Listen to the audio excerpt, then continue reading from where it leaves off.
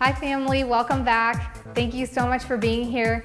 We are in our 5 areas of health series, and today is the letter E for exercise in the acronym DRESS.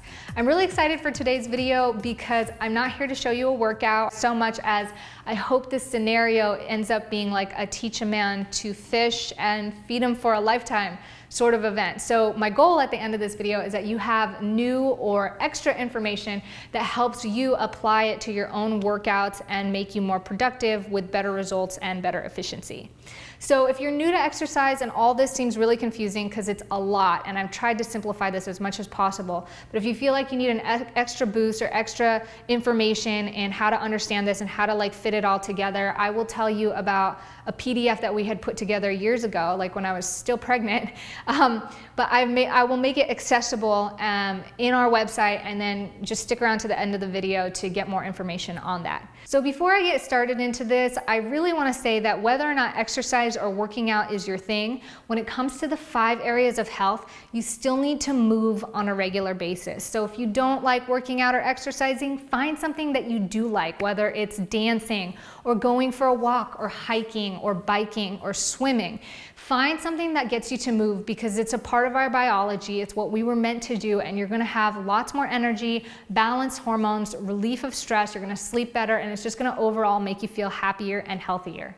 So let's get started. The 2 main topics I'm going to cover today is the 7 basic body movements, because in body movements or body weight exercises, you don't need a gym membership. You don't need exercise equipment. You can do this right from home, and as long as you're doing it with really good form, it should be really effective for you.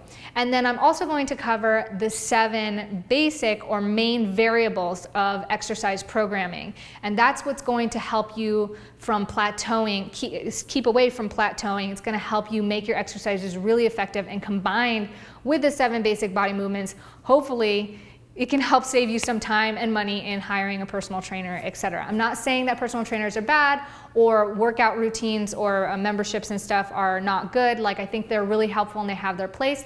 But if you are just getting started, this is a really great place to do so. So the 7 basic body movements are going to start with a squat.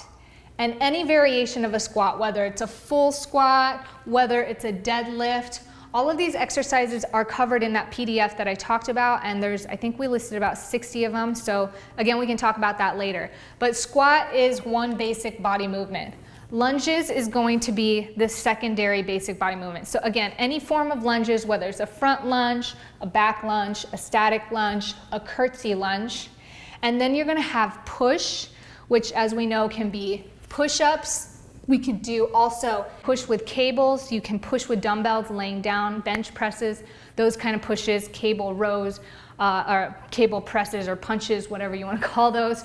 You're going to have pulls too, and things like bicep curls. And I know we said body weight, but if you have any sort of pull movement, it's a little bit more difficult with body weight. So this is the only one where you can add some water bottles if you don't have weights, or some resistance loop bands, which are really cheap. You can find so many of those on Amazon.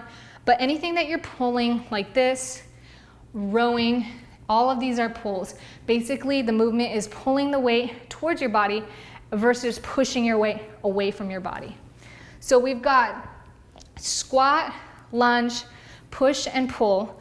We're going to have bends, which is going to cover things like straight-legged deadlifts, morning glories. This will also cover your crunching, so any sort of sit-ups that you have, or leg lifts. And then we will also have twists, so Russian twists. Everybody knows the chops. So any movement where you're bringing the weight across your body. And then lastly, you have gait. And gait is anything that is basically in motion. You're moving, so you're running, you're skipping, you're hopping, you're in motion. So I know that's like really fast to cover it all, and there's a lot of different exercises that can fit in each of those categories. What you're gonna find is that most exercises, unless it's a dynamic one, but most single movement exercises are going to fit into one of those categories, whether you're doing it body weight or with equipment. And the idea is, in order to get a fully well-balanced, well-rounded exercise routine, you have to tackle each body movement regularly. And a lot of people might think, well, you know, I'm trying to bulk up my legs, or I'm just trying to bulk up my arms. This is a common question that I had from my clients, is they don't want to do their legs because they're afraid it's going to bulk up more, and you know, they seem uneven. But oftentimes the reason people find themselves uneven in their workouts is because their body is out of balance. So you want to make sure that you're improving all areas and they're all relatively on the same level, which AKA means focus on your weaknesses. So the next topic that I want to get into are the variables of exercise programming. And what that means is there are a number of variables that go into an exercise that you want to change on a regular basis in order to avoid plateau and in order to maximize the efficiency of your workouts. This is what personal trainers do. It's what makes their results so good. And it's also why people who tend to work out on their home and have a set workout routine tend to plateau or not get as good of a result as other people who are going to the gym or are part of an exercise program. So there are many more variables than what I'm going to tell you today, but these 7 are what I focus on. And if you notice that your workout routine's getting a little stale, or you feel like you're not seeing results like you used to when you first started, maybe try changing some of these up. The first one is exercise. We talked about body movements, and we're applying exercise to that. That means the type of movement you're doing, be it a squat, a push-up, a lunge, etc. The next is how many reps and sets you're gonna do. And those actually count as 2, but I plug them into 1. We all know this. This is kind of basic exercise structuring.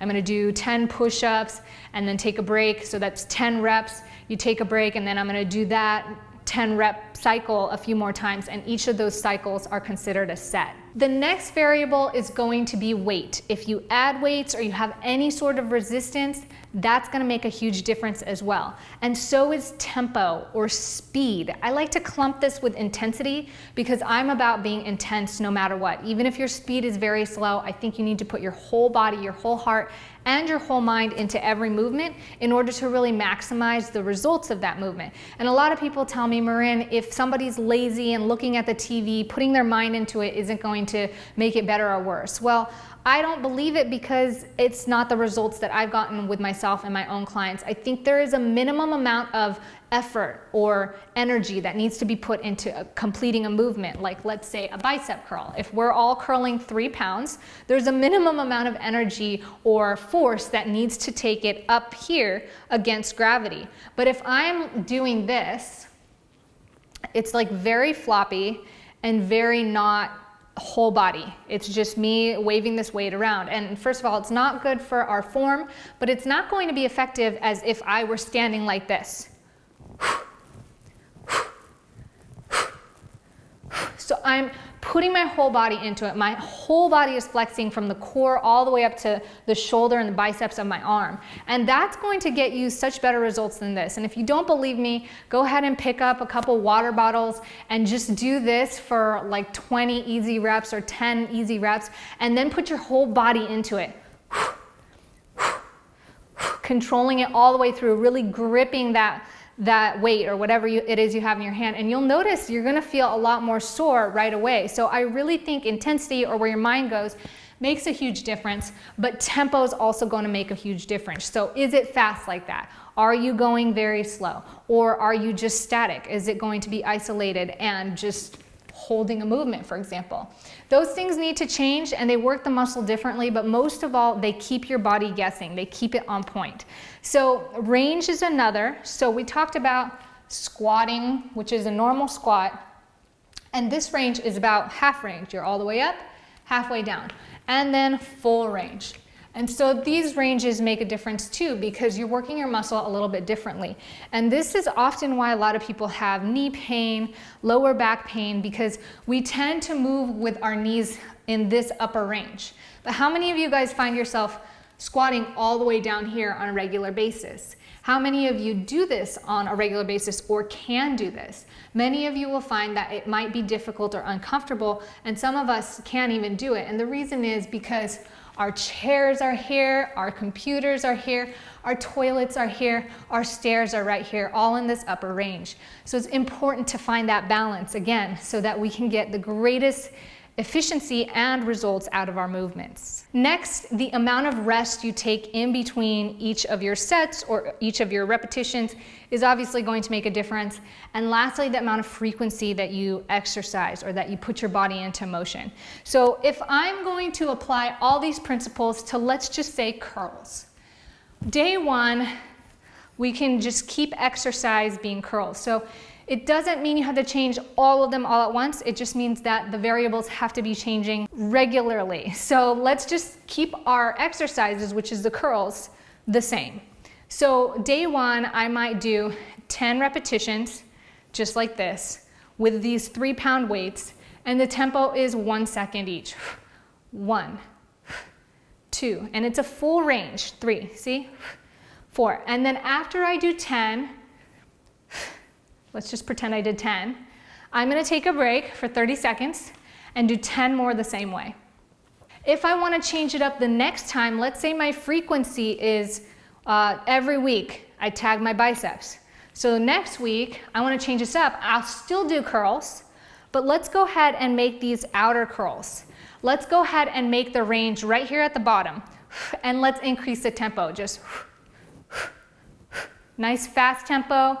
And rather than 10 reps, I'll do this fast tempo controlled for 30 to 50 reps. And then I'll rest and do 3 sets. So as you can see, our exercise stays the same. The rest and sets stay the same. The weight has stayed the same too, but the reps as well as the tempo has changed. And that is all it takes. You just need to change a couple or a few different variables every single time you work out, and your body won't plateau, and you should find yourself with really good results. And I really hope all of that came together and made sense. So the idea is try to get your whole body regularly and to do this, you utilize all of the 7 basic body movements and try to change up at least 2 or 3 variables every time you exercise in the exercise program.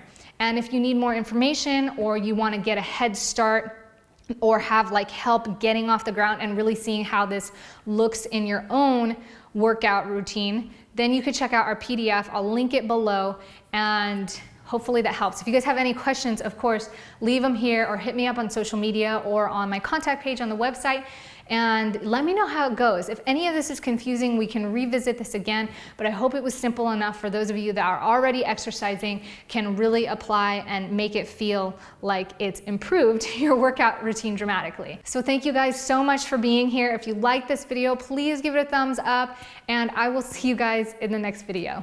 Bye.